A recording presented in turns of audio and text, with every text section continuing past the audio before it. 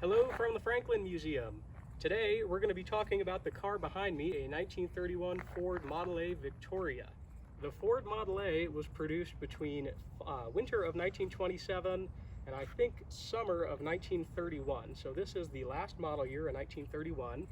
And a little tip for you, you could tell a Model A is a 1931 because here on top of the radiator is the same color as the body. Earlier Model A's, it's not, it's just chrome like the rest of the radiator is. Now the Model A was a very interesting car, and it's impossible not to like one of these. That's why we have one in the collection. And no matter who walks through the museum, whether it be collectors with multi-million-dollar cars or people who have just seen one of our $500,000 Franklins, it's impossible not to smile when you're next to a Model A. They are just charming little cars. It had huge shoes to fill because from 1913 to 1927, Henry Ford produced his famous Model T. And by the mid-1920s, over 70% of cars on American roads were the Ford Model T. So this had to come out with a bang.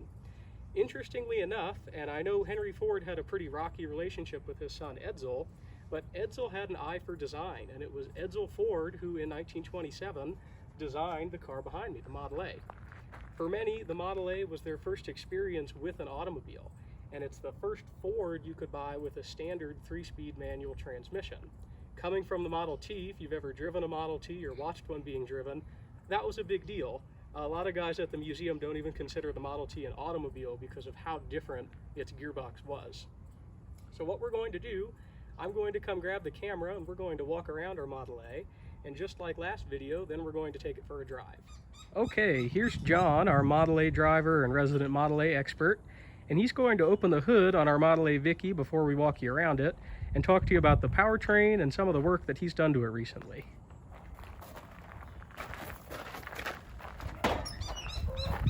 Don't mind the woodpecker. That's our pal, woodpecker. Okay, Model A's had a couple of differences from modern cars. For one thing, Henry Ford didn't like a lot of complexity. As a consequence, the gas, there's no fuel pump on this. The gas from the gas tank drains just by gravity into the carburetor. Model A's either under the dash or out here have a valve, and you can turn the gas, have it off. When you get to go someplace, you turn it on. When you stop, you turn it off again. And it's just a very simple system to keep to avoid having a fuel pump. Made the car less complex, also saved Henry Ford some money as far as having to build fuel pumps. The engine's a 4-cylinder flathead engine. Spark plug wires are just these little pieces of cardboard or metal. Some people would use whatever they had. There's one video where a man uses barbed wire, and it works just fine. The engines were very, very simple. They had a very low compression ratio, about 4.5 to 1. So you could run this thing in a jam on all sorts of fuels. One of the volunteers here ran out of fuel in his Model A, and he did have a half gallon of paint thinner, so he put that in the car. And the car didn't work great, but it did get him home, even on paint thinner. Okay. All right. So as we walk around this Model A, you'll notice it is a nice deep burgundy. We just shined it. And then its belt line, which is what this piece here is, the part that protrudes out of the door. The belt line and roof is black, as is the fenders. And we have beautiful cherry red pinstriping on this car. So I'm just going to walk you around it. You could look at the interior here. Beautiful Art Deco dash, very 1930s. We have our little Model A 1931 keychain. And this one, as it goes, is pretty original mechanically. There's not much of extra equipment on it. We'll come back here. Now, the biggest thing I want to talk to you about with this particular car is what it means to be a Model A Victoria. Of course, they made a ton of Model A's, so what differentiates this one from, say, a 2-door or a 4-door? And that is that little sloping rear here. And I know it's kind of hard to see because of the shadows and the angle of the camera here, but you see this car just slopes out in the back.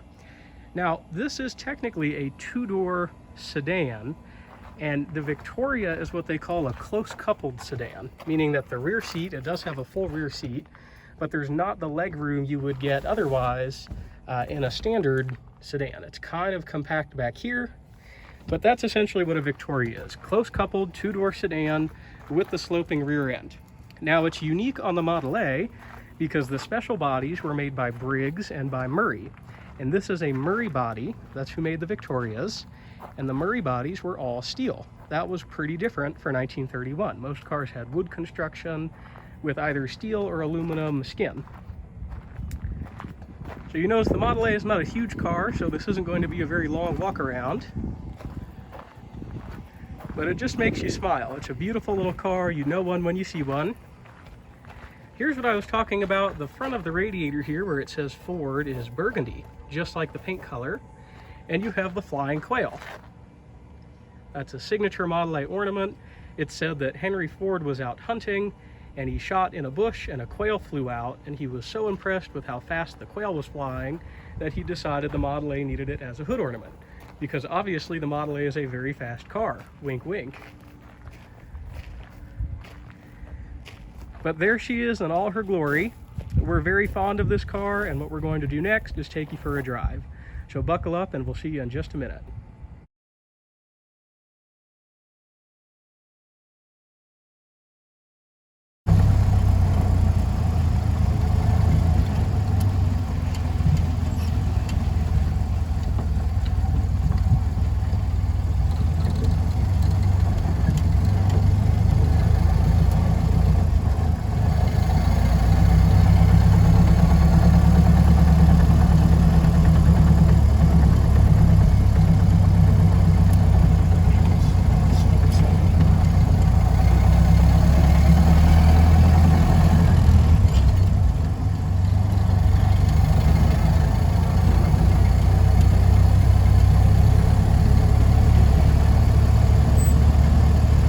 Riding in our 1931 Ford Model A Victoria, the Great Vicky.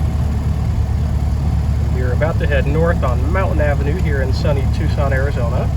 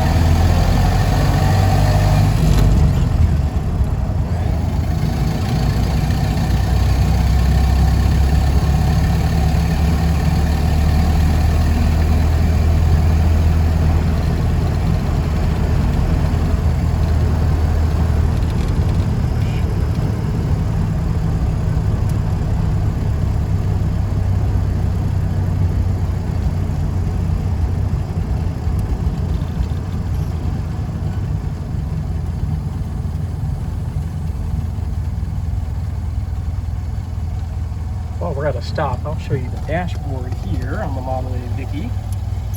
Nice, beautiful aluminum. Away we go.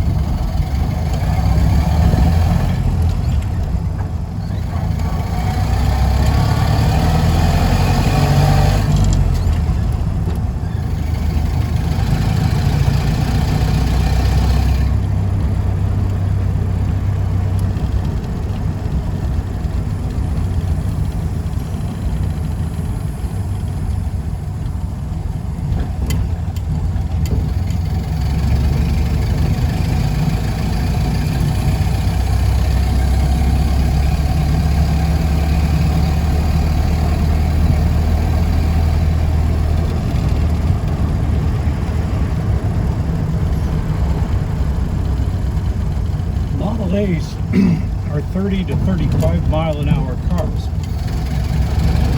People make them go faster, but when you're done, you still have a car with narrow tires and fairly high center of gravity. They weren't built for speed, they were built to be rugged, to last on the roads of the 30s, which were primarily dirt. In fact, at that time, if you had a road, you were somewhat lucky. That wasn't always the case. We'll go over to Limberlost. Absolutely.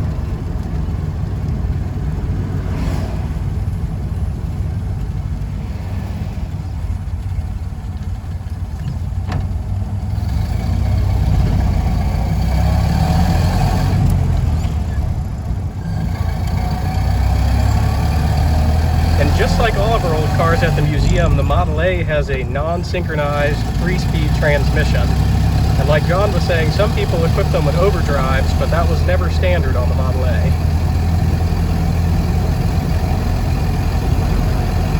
The challenge for engineers at the time wasn't building a car that would go fast. There weren't many places to go fast. What you had to do was build rugged and simple. People worked on their own cars. Complexity was frowned upon, so to speak. I'm going to film John's feet now as he's shifting. I want you to see how you double clutch the Model A. Neutral into second. Neutral into third. And of course, John makes it look easy because John has a Model A. That's why I am just enjoying the ride today.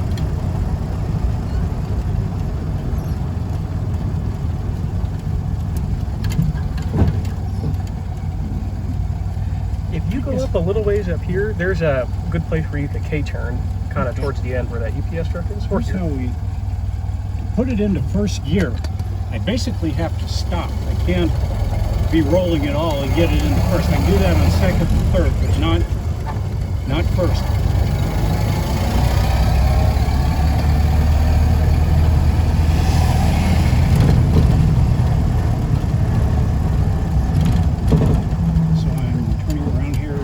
Yeah, any up like by where that UPS truck is, I usually K-turn the Packard there. Any of these driveways, though.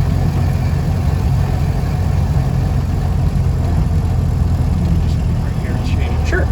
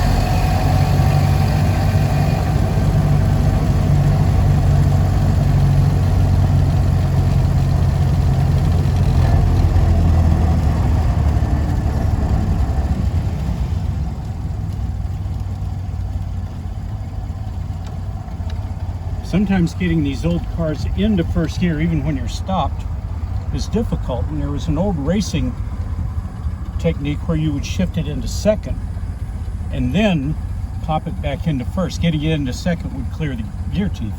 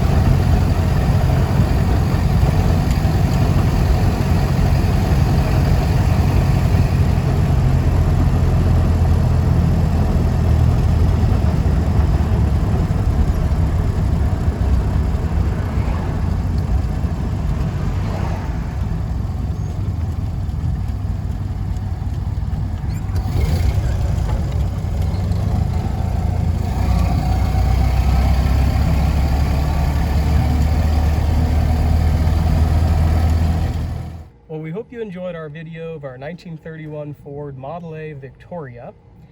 One of the reasons this car is so popular in the antique car community, one, there were a lot of them built, so there's a lot still around. There's almost a cult-like following for the Model A. They were very popular cars then. They're popular cars now, and that's because you could find parts for them. There's so many suppliers of Model A parts that if you're interested in getting into an antique car, this is a very easy car to rebuild because there's a lot of expertise and there's a lot of people that are willing to help you with these cars. Many local chapters of the Model A Ford Club and a national Model A Ford Club. One of the things I want to address before we conclude, one of our questions from the last video is what was gasoline like when these cars were new and what gasoline do we use in them today? Today we use 87 octane. That's the standard grade of what's available today. When these cars were new, there weren't really any additives in gasoline to boost the octane. So when this car was made, standard octane level was about 50.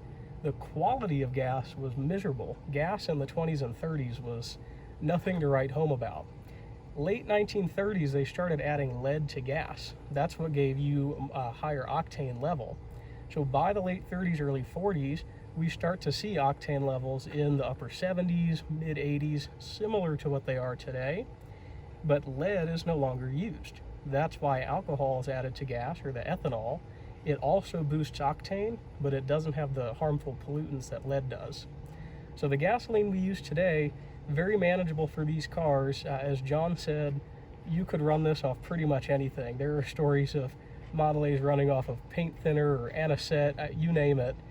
But gas today runs fine in these cars. One thing we do, we add Marvel Mystery Oil to our gas. It acts as a top cylinder lubricant, kind of lubricates the lines. With these old cars, they weren't designed to have alcohol in the gas. So it's difficult for a lot of the gaskets and seals that are now nearing 90 years old or at 90 years old. That Marvel Mystery Oil keeps things lubricated. Thank you for watching episode 2. We'll be back next week with more.